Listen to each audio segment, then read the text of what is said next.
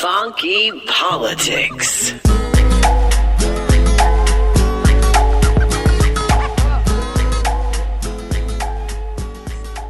Welcome back to Funky Politics, powered by the Kudzukian Network. I am DC, sitting here in the studios atop the 31st floor of the Kudzukian Towers in Bomswego, Mississippi. Actually, we're coming out of Memphis, Tennessee, and I tell you what, it's a beautiful day. It's a beautiful day to be alive. It's a beautiful day to be a part of what we think is a wonderful, wonderful piece of living here in America, y'all. It's tough on us, but we're still here. Those of us who are facing those trials and tribulations, hey, those of us at Kudzukian, we're really praying for you, so hang on in there. Joining me today, my very special guest co-host out of the wonderful city, the city, they used to call it Chocolate City. I think they call it Mauve City, or they call it Beige City or something now. My boy, Derrick Page, big-time attorney out of D.C. What's up, D? How you doing, brother? You got it, man. How you feeling? Man, I'm feeling pretty good. I'm amped up. I've had about 2 cups of coffee. I think I could run a marathon as fat and old as I am. I think I tried. I'm not sure, but I think I tried. Please don't. I won't. Wash your hands and stay your ass in that street. Wash my hands and stay my hands at home with it. No, I got to do this thing. Hey, man, let's jump right into it. Hey, look, one thing about it, and we've talked about this on the show before, this period that we're in this country now, this coronavirus, it is the talk of the world. It's the talk of town. There is no way of getting around it in terms of employment. D, and I know you're seeing this up in D.C. with the courts being shut down and so forth. But, man, in small town Jackson, Mississippi, Greenwood, Mississippi, Memphis, Tennessee, Chicago, Illinois, unemployment is kicking our ass, man. It's kicking. I mean, people are not working, Doc. 10 million just this past week, we have got a culmination of 10 million people not working in this country. What do you say about that, bro? It's crazy, man. It's probably going to get worse before it gets better. Early on, there were predictions that we were not going to just go to recession. We'd be in depression before this is all over with. So people are talking like also, they don't know when people are going back to work. So everybody's out probably May, but if it starts getting into June and July, it's going to be an ugly situation, Doc. You hear me? It's going to be a very ugly situation. I'll tell you one thing about it. My prediction is this week, when the numbers come out latter part of the week, and I'm going to tell you, I believe we're going to be looking at another 6 to 10 million unemployment claims. And when you talk about 20 million Americans out of work at one damn time, we've never seen this before. Right. I mean, of course, full employment was slavery, but now who would like to go sign back up for that, right? Oh, well, full employment, my ass. Let me tell you, 20 million Americans out of work, man, at one time, it's going to be devastating, Doc. Going to be devastating. Yeah, well, when this, it starts hurting white people, then we all going to start feeling it. Oh, Lord, no, that's not going to hurt them. Please, Lord. Oh, when they catch a cold, we get the flu. On all respects to every American out there, look, I know it's tough. Let's stay indoors. There's a safer at home piece going out there for a reason, y'all. We got to make sure we keep ourselves safe. But I tell you what, D, we'll be right back with more Funky Politics in just a minute. Stick around, y'all.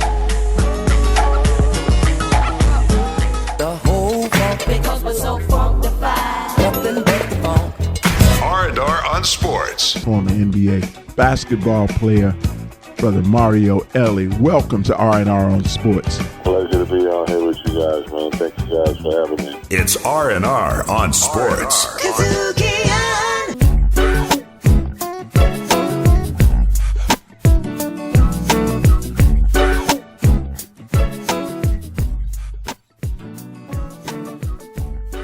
We are back right here on Funky Politics, powered by the Kudzukian Network. Of course, I am DC, sitting in, and my guest co-host is a brother out of DC, Derrick Page. Derrick, hey man, let's talk some real facts here.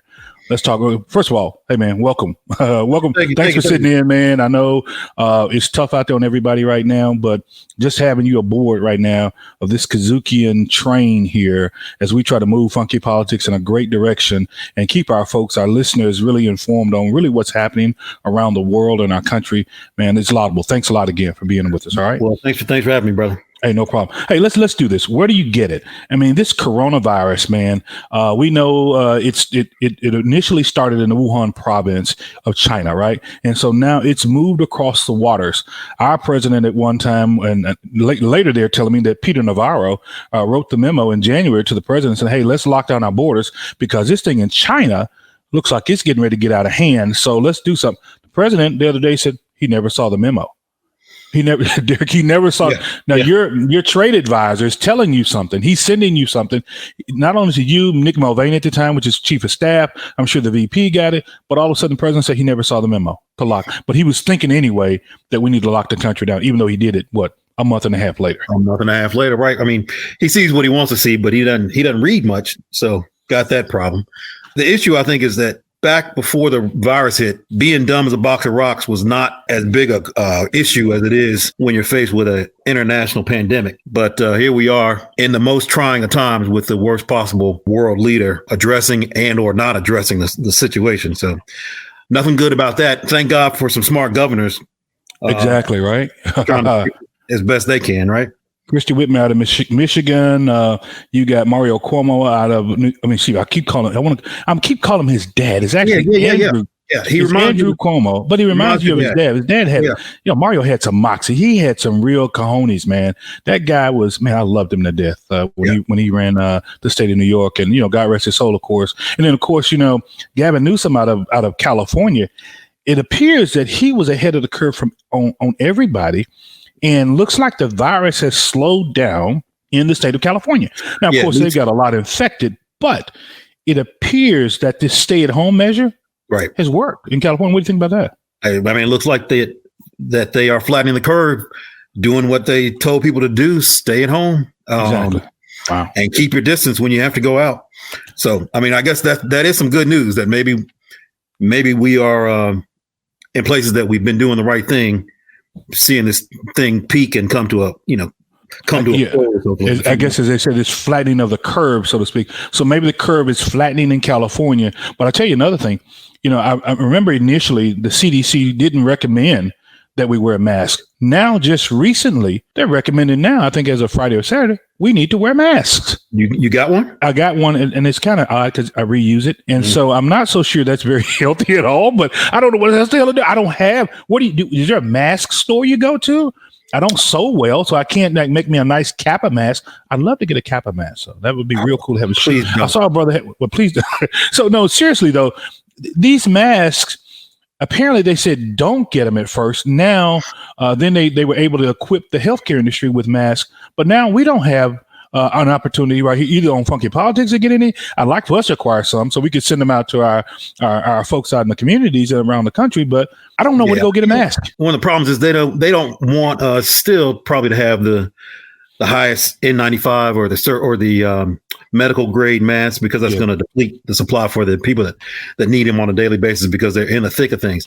Other thing I saw recently that was interesting is that they do believe that the extent to which you're impacted by the virus may come as a direct result of how much virus you're getting at a time. And so if you get a higher viral load, exposure will potentially make you have worse symptoms than if you get a less amount of virus when you're exposed. And so if you're out shopping, for instance, and somebody coughs in front of you, you maybe get some, and that won't be as much as, say, if you're working in an emergency room with virus floating around you all over the place. So to whatever extent you can cover your mouth and nose, regardless of the type of mask you have, you're probably better off than if you didn't cover at all. But again, like you said, first, don't wear a mask. Now wear a mask. Yeah. And then you got all these other just completely nonsensical conspiracy theories floating around in the air. So it makes it even more confusing for people. I know you've heard some in Tennessee. It's all over the internet, particularly these crazy things people are saying you can do, drink hot fluids and that'll take care of it. Or wow, that's crazy. Quit with these. Like you say, Derrick, it's all of these. I made up a home remedy, and I hear if you clear your throat 3 times and you step on a grasshopper, hell, the shit's going to go away. That's not true, y'all. The first week, it was black people can't get it. Wow, yes. And then my cousin Vinny got it, and I don't mean Vinny Tescarino either. I mean Vinny Johnson, he got it, and he's out of here now. When Idris got it, everybody started freaking out. Well, Idris is black. I know he's from across the pond. Oh, stop. I'm just saying. I mean, is he? I guess he is black. I mean, them English brothers are black. They don't claim us, though, Doc. I don't think they claim us. I don't think he from Britain, Mississippi. I don't think they claim. But you know what? Let me say this. Then you got a guy like a Jerry Falwell Jr., who's the president of this really robust campus in Lynchburg, Virginia, that invites all of the undergraduates back to campus and says, well, they're only coming back to do studies, limited studies. They're doing them online, but they're here. Why would you even do that? Just every college campus in this country is closed at this point, but not Liberty University. Right. Not Liberty University for whatever reason. We're not sending none of our kids there anyway, so I think we'll be. Well, I know a couple of people. I won't mention their names. Don Johnson and I'm not. Did I mention it? I didn't mention his name anyway. So, but are you happy with the response from the president's coronavirus team that's coming out, and they're doing these daily briefings? And of course, your president, which I know you're a major supporter of 45, he's he's coming out with these daily briefings, and he's saying all of this stuff, and he's talking about every damn thing but how to solve this problem. Oh, take the hydroxychloroquine. It'll. Hey, what could you lose? Yeah, I mean, again, man, just dangerous and stupid. I know it's comforting when they rolled out Jared Kushner a couple of weeks ago. God. So he got 3 world-renowned doctors on stage. You got Fauci, the Surgeon General. And you got Burke, and you got the Surgeon General, Dr. Adams. I mean, you got these folks, man, who supposedly know what the hell they're talking about. Right. But you got, your buddy that I know you play a lot of golf with him up there at Bedminster in New Jersey. But I mean, at some point when you guys are on the course, will you tell them to back the hell off D? That's all I'm asking. It's a lot of problems, man. It's a lot of problems on that stage. Chief amongst them is that they don't let the smart people talk enough. But Trump's always up there making up a new story about how to fix this. And he's telling people to take a drug that people who typically need it for some of these other autoimmune system diseases out there, autoimmune diseases like lupus and so forth. He said, "Oh, well, it couldn't hurt." But now you got folks that are making a run on this hydrochloroquine, and now a friend of mine who has lupus can't even get another 30-day supply because it's low in the state of Tennessee. I don't know. I mean, at some point, I think we got to make a change, and that may be November, y'all. Do you hear me? It may be November. We go from there. But it is what it is, bro. It is what it is. Hey, I tell you what, let's do this. Let's take a quick break right here. We'll be right back with more of Funky Politics and my special guest host out of the DMV, D. Page.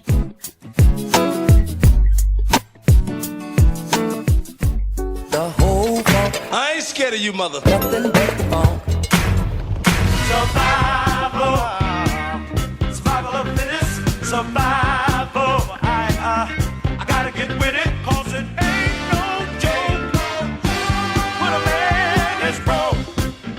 You are back with us right here on Funky Politics. I am DC, and we got my very special guest out of Washington, D.C., not D.C., but Washington, D.C., D. Page, who is a small business owner himself. He is a great attorney, and if I'm going to give him a selfless plug, if you're ever in trouble with the law, hell, call Derrick Page. I mean, I don't know what else to tell you. Man. Attorney Page, at gmail.com.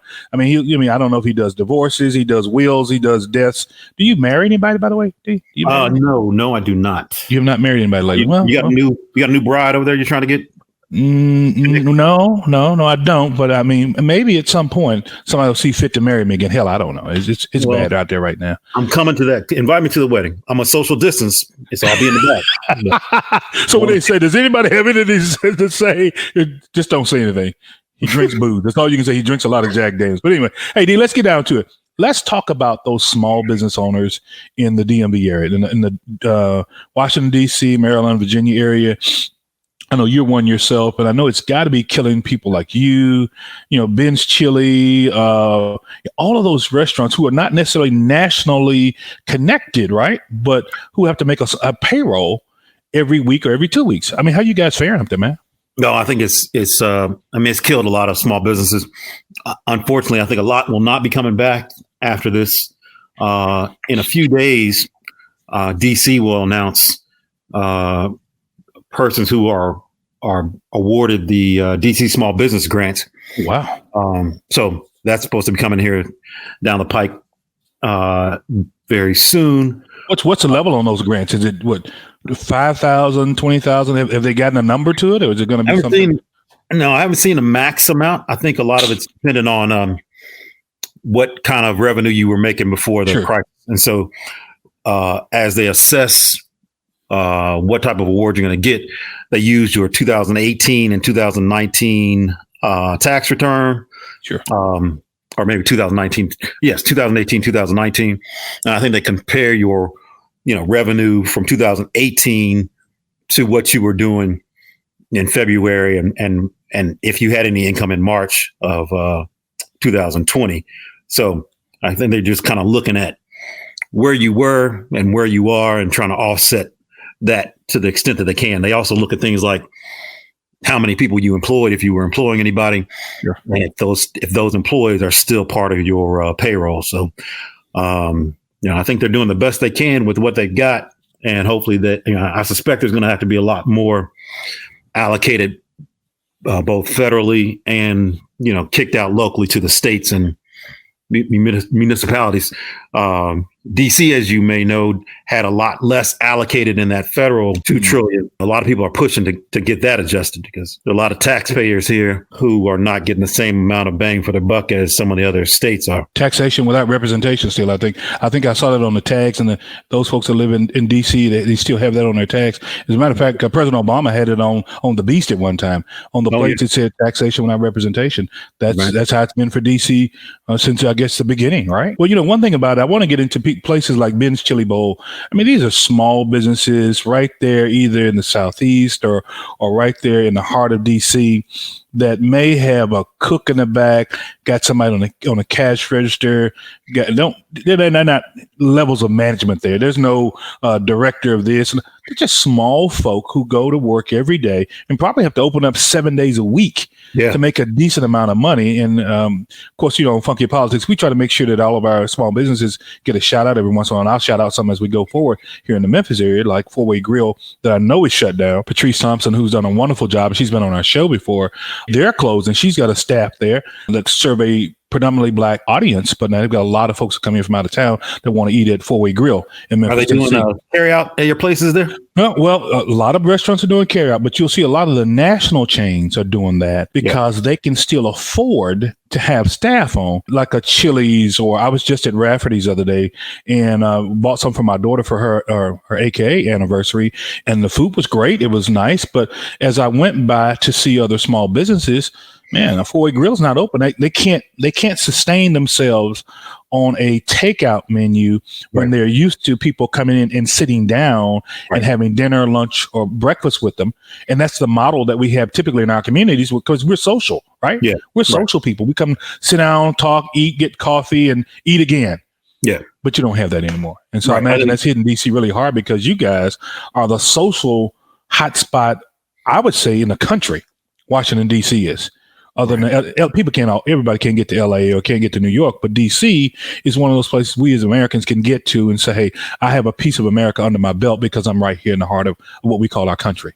Yeah, I think the lack of foot traffic in these places is going to be the end of quite a few businesses, mom and pops. You probably get more steady stream of customers who are going to do takeout from a national chain than you get from mom and pop. Virginia is represented by a Democratic governor. You got Maryland, who's represented by a Republican governor.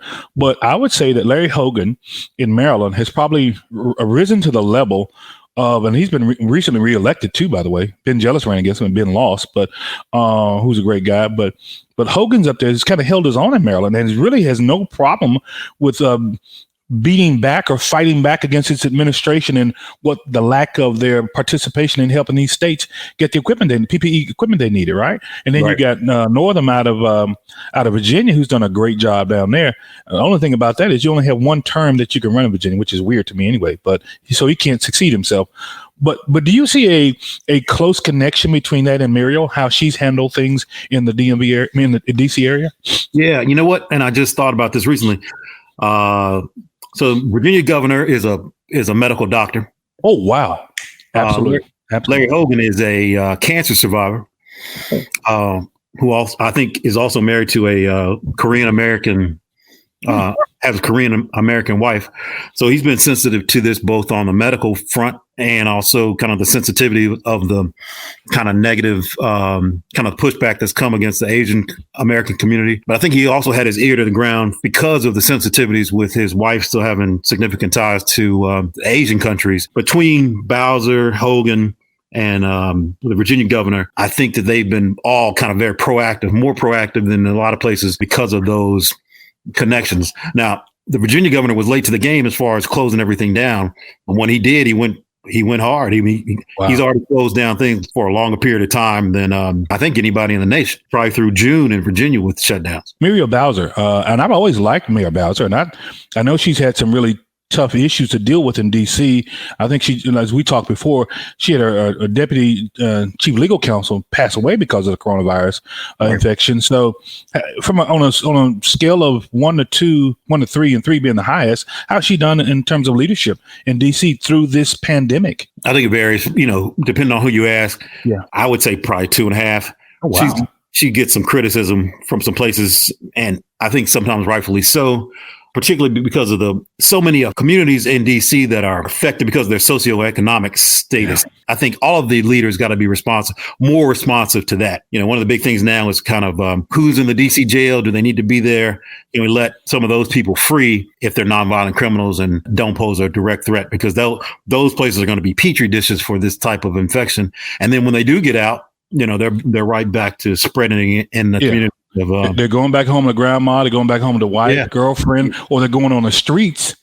They're going back to the damn streets, D. And then, of course, when they go back to the streets. But anyway, hey, that's me on my soapbox. We'll do a show about that. I want to do a show particularly about our incarcerated individuals, how the systems are handling this across the country, and especially outside of the country. There's some down in Latin America that are letting their folks go. But hey, we'll talk a little bit more about where we go from here from a political standpoint. We'll be right back with more Funky Politics right here on the Kudzukian Network with my very special guest host, Derrick Page out of D.C.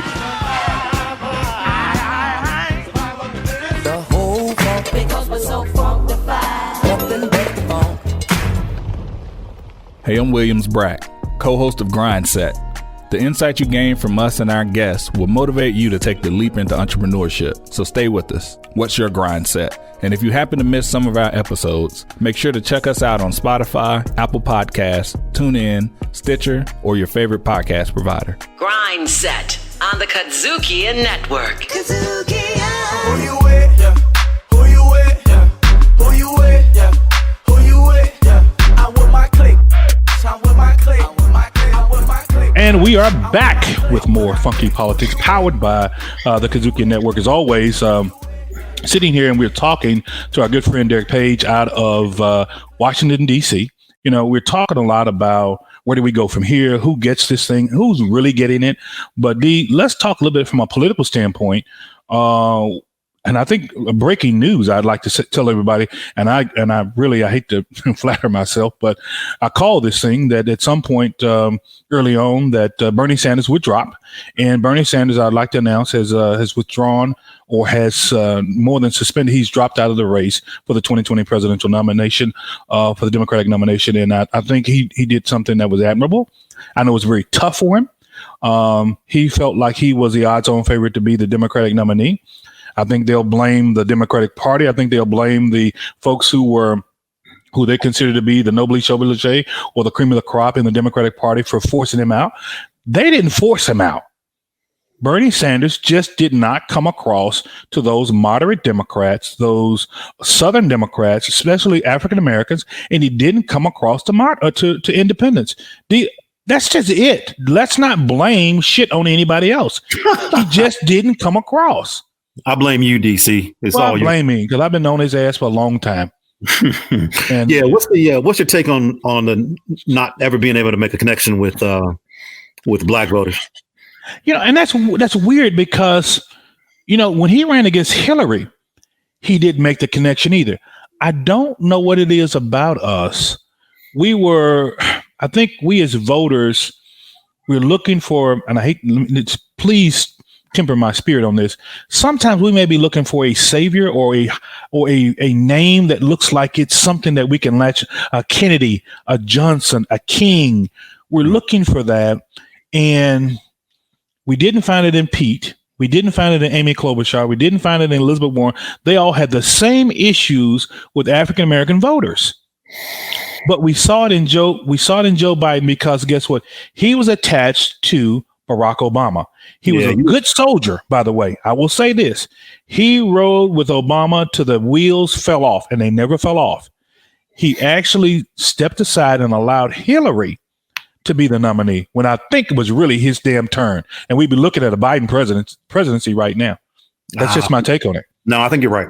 Yeah. Well, what's interesting is that Obama saved Hillary when he started getting play and everybody knew he was going to be the nominee when Obama ran. Mm-hmm. He saved Hillary's career by making her Secretary of State. I mean, I'm sorry, making her. Well, that's right, Secretary of State. She was after what? Secretary of State, and then John Kerry took over. Yeah, so you're right. So he kept her alive, and then she was just coordinated as the nominee. Biden could have taken her shine away, and he stepped away and let her have her run. But Obama also made Biden, because Biden was a 2 or 3 time loser as the Democratic nominee. He would not have had a career were it not for him being vice president to Barack. So really both of those, both of the most prominent names in the Democratic Party post Obama have been a result of Obama's blessing. And so that translated with black votes, I think, when Hillary became the nominee. And I think it is what has propelled Biden into the only viable Democratic candidate and now the presumptive nominee, now that Bernie has gotten out of the race.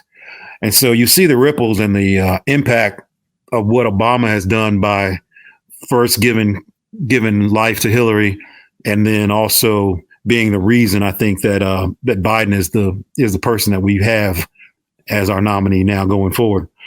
I don't know if that's good or bad, but it is what it is now.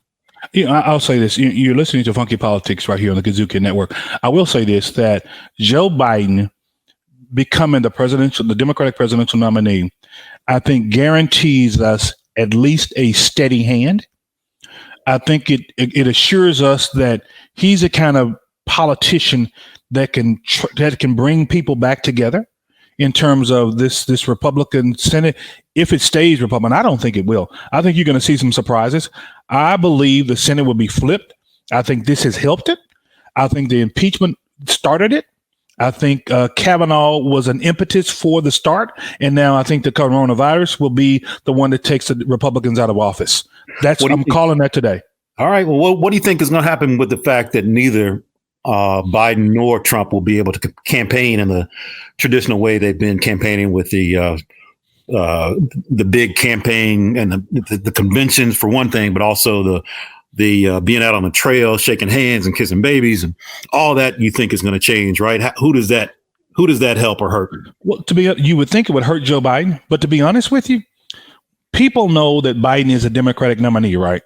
Right. Every Democrat out there, hopefully including the Bernie bros, and I want to make sure I put a pin right there and say to them, you can either support Joe Biden or you can not vote.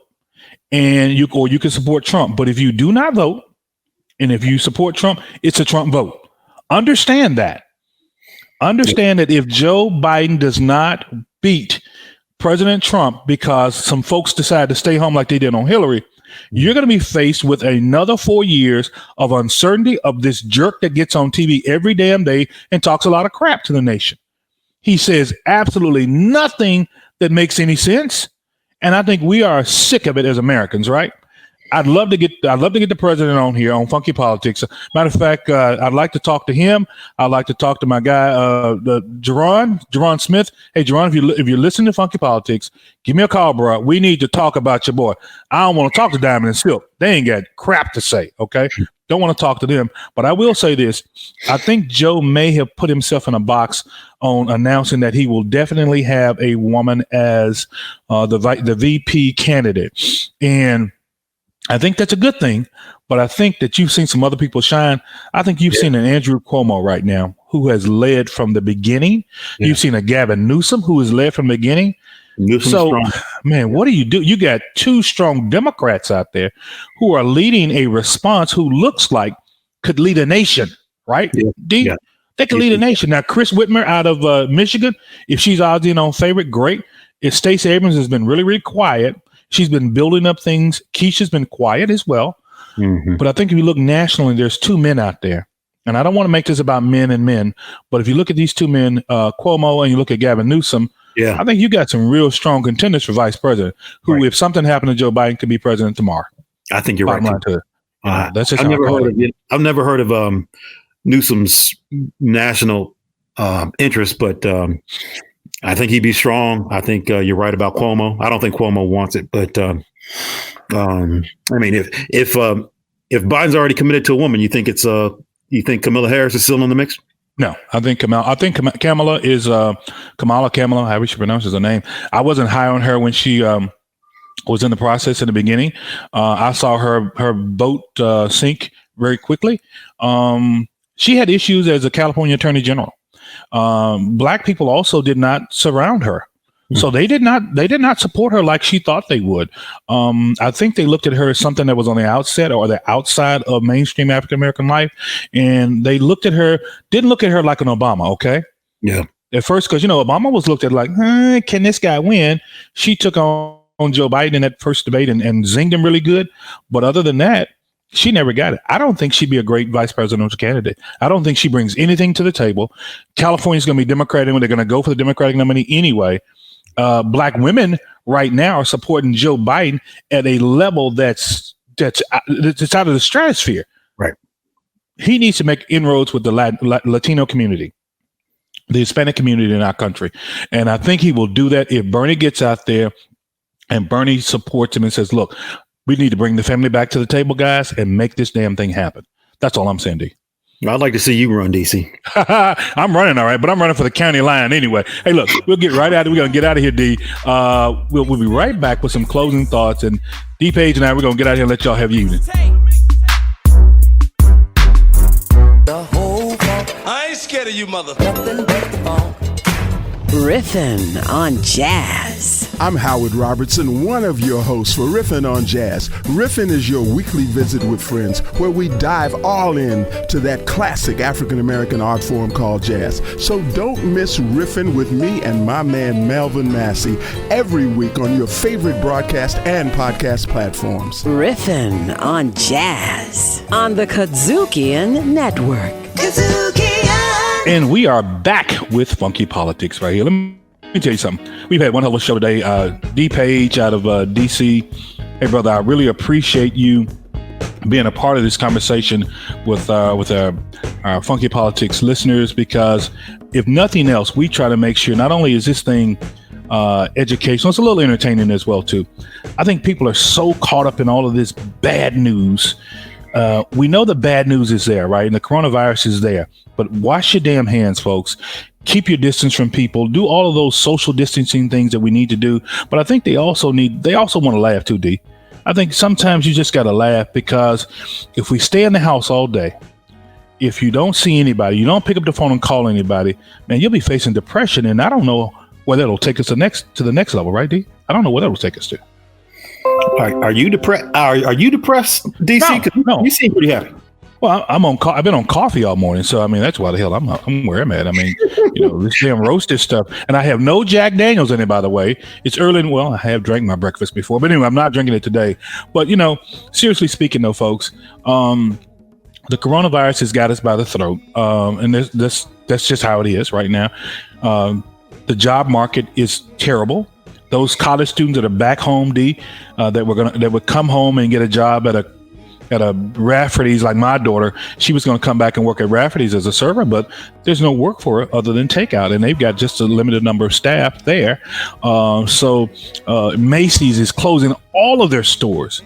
Thousands and thousands and thousands, y'all, of hourly workers and salary workers are being laid off every day. My pastor said the other day, he said, some of us are worried about keeping a roof over our head. Some of us are worried about paying the light bill. But what about the person, D, who's on the street? Yeah. They don't have a roof. What about they don't have a light bill? They don't have a car to sleep in. Some of these folks, man, are sleeping on the streets. And then we got it bad. We can scrounge up a mask. These are folks that have never seen a mask in their life, well, unless they were in a hospital. Don't have a place to wash their hands on a regular basis either, man. That's right. I saw a story yesterday about people that had been living off panhandling. People are not exchanging money people are not out in the streets, period, to even be panhandled. But then also, nobody's going in their pocket to hand a homeless person a dollar bill in the midst of Corona. So, it's all. If you were at the bottom, you're in a worse situation today than you were 2 weeks ago. So, like I said, we always get it worse, and this is no exception. Well, as we've said before, D, the poor, the disenfranchised, the ones who don't have health care right now, we're seeing those numbers right now. Deaths in the African American community and the Latino community are higher in all of these major hot spots because, number one, a lack of health care, lack of access to health care, and because we have all these pre-existing conditions. Folks, if you got diabetes, you got lupus, you got a heart disease, please stay in the house. Asthma, stay in that house. Please stay in the house because you could live. Just stay in the house. You could live, okay? I know it's difficult, but you could live. D, we got to get out of here. On Funky Politics, there's three things we always like to do, D. We like to keep it real. We like to keep it right. And what else, D? We like to keep it funky at all the times. Doc, you hear me? I hear you, brother. Hey, we'll see you again right here on Funky Politics. Stick around. We'll see you again. Let's just do it that way. I want you to stick around because I need more of you all out there listening to Funky Politics. Hit us up on any of our social media too, by the way. Twitter, Facebook, Instagram. Go to your favorite app store and pull down the Kudzukian app. Guarantee you'll find a lot of shows on that you love. We'll see you again next time. I'll be around. Funky Politics, recorded at Kudzukian Studios, directed, produced, and distributed by Kudzukian.